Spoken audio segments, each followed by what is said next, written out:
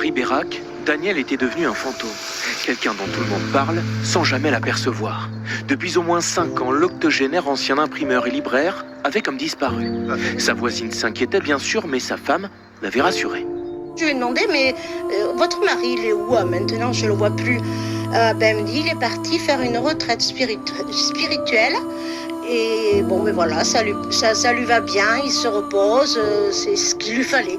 Quand on passait, on voyait du linge sur un tankerville sur la terrasse avec des grandes chemises blanches, donc des chemises d'hommes. Donc pour moi, j'ai dit, soit il est venu, soit elle a été chercher son linge, ou voilà. Entre ces mystérieuses retraites, Daniel était selon sa femme occupé à bricoler ses voitures, ou bien malade.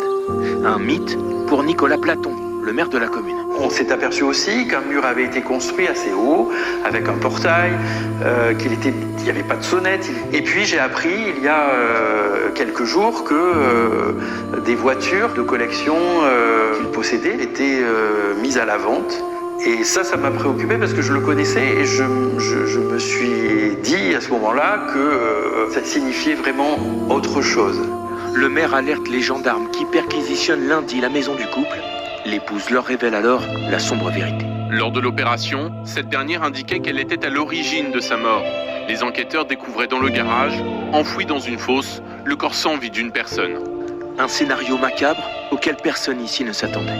Vraiment choqué, on se connaît tous plus ou moins, et c'est triste, très triste. Une fête comme ça, il ne méritait pas. Âgée de 59 ans, l'épouse a été placée en garde à vue pour meurtre par conjoint.